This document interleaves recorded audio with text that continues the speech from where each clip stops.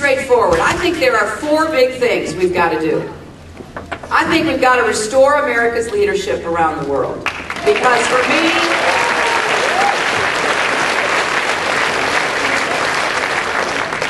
it is painful to see what is going on around the world right now. We have, unfortunately, seen the result of policies that alienate our friends and embolden our enemies. And no matter what one thinks about a specific issue or another, it's been my observation over my lifetime, you cannot be a leader if no one is following. And therefore, the United States has to get back into the leadership business. That's what we're supposed to do. We are supposed to make it possible for us to influence the trend of events because it's good for us. And in this interdependent world in which we live, it is essential for peace and prosperity, security, and stability. Now, restoring America's leadership for me means beginning with ending the war in Iraq and bringing our troops home as quickly and gracefully as possible.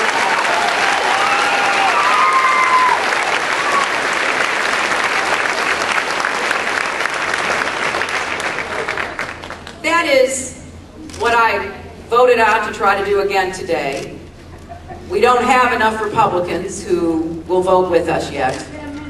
Yeah, not many. And we need more. But the facts are pretty clear. Our young men and women in uniform have done everything they were asked to do. They were asked to get rid of Saddam Hussein, and they did. They were asked to give the Iraqi people free and fair elections. They did that too.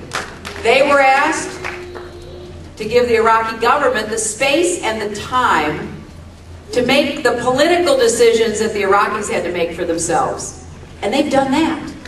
You know, we've done everything we could to give the people of Iraq a chance to seize this moment of freedom and possibility. But I do not want our young men and women remaining as referees of the Iraqi civil war any longer. I do not believe that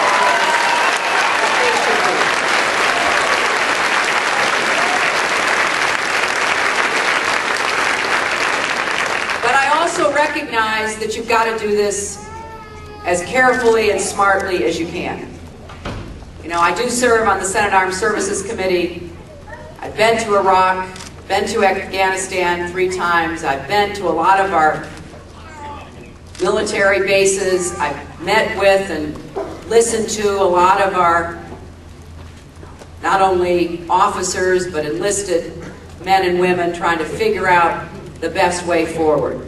So I have said that if President Bush does not end the war in Iraq before he leaves office, when I'm president, I will. I will do it as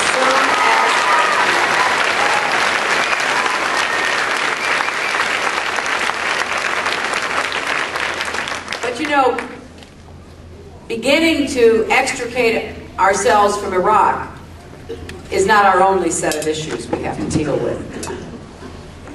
I've heard historians express the opinion that we may be inheriting some of the most difficult problems from any perspective that you can imagine. You can see what's going on in Pakistan, which could very well be one of the most, if not the most dangerous places in the world, because they've got nuclear weapons. There's no doubt about that. And they've got this instability going on.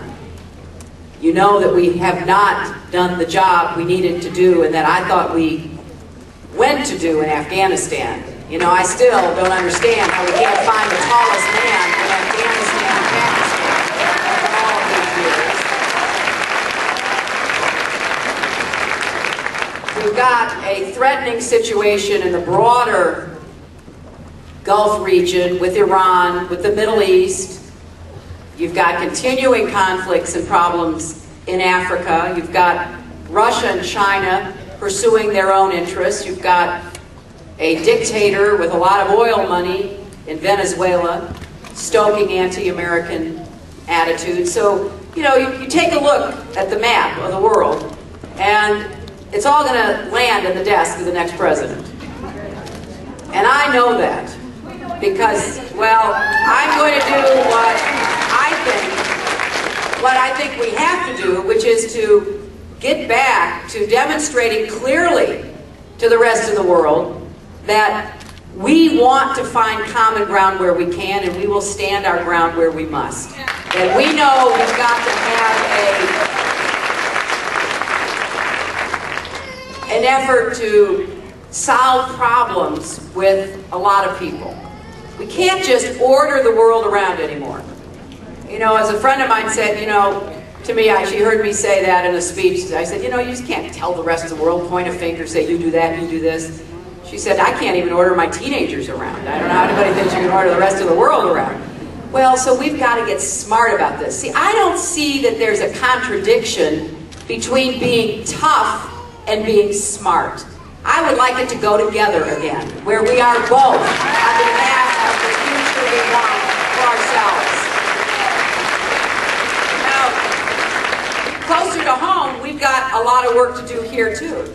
Because in addition to restoring Americans' leadership around the world, I want to rebuild a strong and prosperous middle class. The way that I think this country functions best. You cannot have a strong America if you don't have a strong middle class.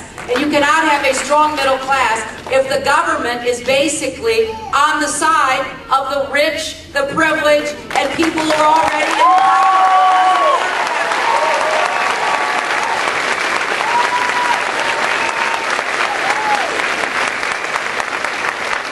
So I want to do a bunch of different things that I know we're up to. You know, sometimes people say, well, gee, when you talk about the energy crisis or our healthcare system being broken, we'll never fix that. I say, look, we're Americans. It is what we're supposed to do. We are the problem solvers. We're the people who roll our sleeves up. Try wringing your hands and rolling your sleeves up at the same time. I am tired of people saying, we can't, we can't, we can't. That is not the America I was born into. That is not the America I grew up in.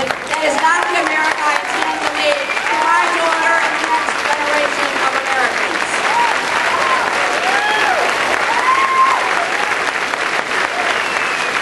So I have five big plans here. Number one, we got to get back to fiscal responsibility in the government, because it is not right that we would be mortgaging the future of these young children the way that the Bush administration has.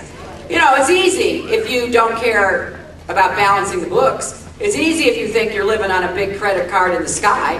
You know, you can give away the store.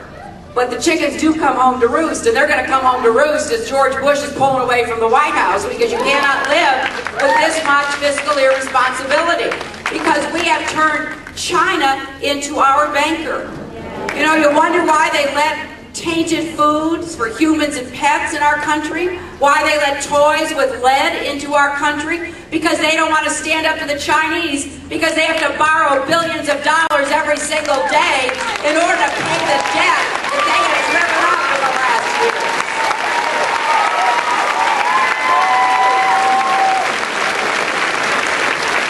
I gotta tell you, it gets me a little agitated when I think that 6.5 years ago we had a balanced budget and a surplus in America.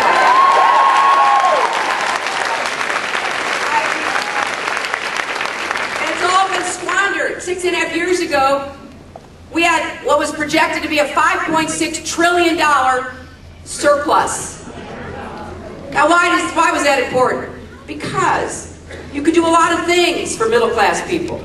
You could invest in a new energy future. You could invest in a new healthcare system. You could make sure Social Security would be solved and fix the problems in Medicare. But it's all gone.